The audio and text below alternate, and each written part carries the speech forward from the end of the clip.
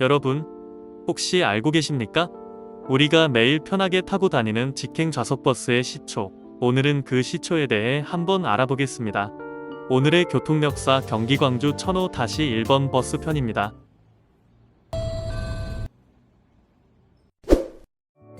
우선 1005-1번 버스는 KD 운송그룹 내에서도 경기고속이라는 회사에서 1995년 3월 27일에 개통했습니다. 이 버스는 우리나라에서 거의 최초로 좌석버스란 개념을 도입한 버스이며 지금에서는 광역버스를 어디서든지 볼 수 있었지만 저 당시에는 이 버스가 수도권 직행 좌석버스의 개념을 본격적으로 알린 노선입니다. 당시에는 서울에서 외곽 지역으로 가는 버스가 존재하기는 했지만 1005-1번은 고속도로를 이용하여 시간을 단축하고 요금도 저렴했다는 점과 버스 내에 공중전화기를 설치하고 신문과 사탕을 주는 등 파격적인 서비스를 통하여 경쟁 노선을 압도적으로 이겼습니다. 1005-1번은 현재 분당 수원에서 서울 지역을 오가는 버스의 거의 대부분 루트인 경부고속도로를 이용해 한남대교와 남산 1호 터널을 지나는 정석 코스를 만든 것도 이 노선이었습니다. 1005-1번은 우리나라에서 처음으로 버스에 교통카드를 도입하는 기술을 선보였는데 이때 이 노선에 적용된 교통카드 태그 시스템이 현재의 모습까지 이어지고 있습니다. 1원짜리와 2만원짜리 등 두 가지가 시판됩니다. 이 버스 카드로 버스 요금을 내는 방법은 아주 간단합니다. 버스 카드를 감지기 앞으로 슬쩍 스치기만 하면은 요금이 자동적으로 결제됩니다.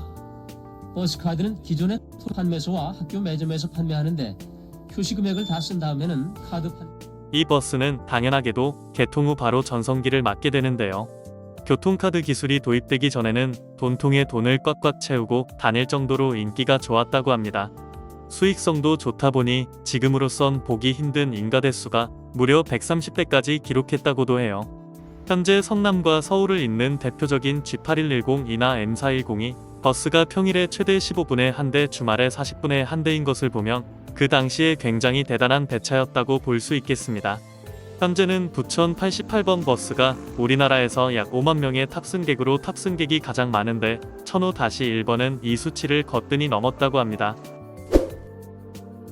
1997년 IMF 시절에는 고유가 시대에 접어들며 대중교통 생활화의 인식이 강해졌고 1005-1번이 그 시대의 파격적인 서비스까지 포함하며 전성기 중에 최고 전성기를 맞이하게 된 것이죠.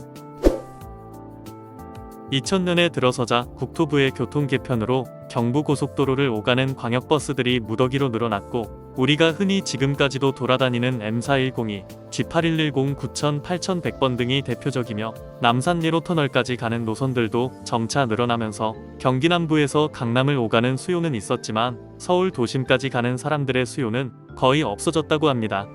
2007년에는 단국대학교가 수직으로 위치를 옮기면서 다시 수요가 조금 늘었다고도 합니다. 그로부터 약 4년 뒤 2011년 10월 달에 분당과 강남을 잇는 신분당선이 개통했습니다. 당시 분당에서 강남까지 30분이라는 혁명적인 시간으로 주변 버스 수요가 많이 감축되었지만 신분당선의 높은 가격으로 인하여 1005-1번의 수요가 유지되기도 했기 때문입니다. 과거 2000년대 당시 많은 수요로 인가대수 130대를 자랑하던 1005-1번은 2015년 하루 20대까지 줄어들며 점점 쇠퇴하는 모습을 보였습니다. 그렇게 폐선 직전인 2018년 상반기 과거 2000년대 이래서 2분당 거의 한 대급으로 오던 버스가 이젠 1시간을 기다려야 올 정도로 배차 시간이 많이 늘어났고 결국 2018년 10월 23일자로 1005-1번은 역사의 뒤안길로 사라졌습니다. 1005-1번은 단순히 버스가 폐선된 것과는 다릅니다. 이 노선은 분명히 현재 우리의 교통체계에도 많은 영향을 끼쳤고 무엇보다 지금의 광역버스를 만들어준 중요한 노선이기 때문입니다. 강남까지 30분이라는 신분당선이 개통하고도 7년이나 버티는 모습을 보여주며 이 버스는 한국의 버스 역사의 한 축을 기여한 노선이기 때문입니다.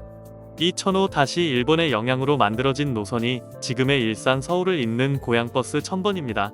교통카드 최초 도입, 직행 좌석버스의 최초 개념과 지금은 찾아보기 힘든 130대의 인가대수, 이렇게 KD그룹의 엄청난 도전이 결국에는 지금의 KD그룹의 광역버스들과 대부분의 광역버스가 생기는데 기여한 것입니다. 오늘의 교통역사는 우리나라 버스계에 많은 영향과 직행 좌석버스의 시초인 1005-1번 버스에 대해 알아봤습니다. 다음 교통역사 시간에는 앞서 말씀드린 1005-1번의 영향으로 생겼다는 고향버스 1000번에 대해 소개해 보도록 하겠습니다. 시청해 주셔서 감사합니다.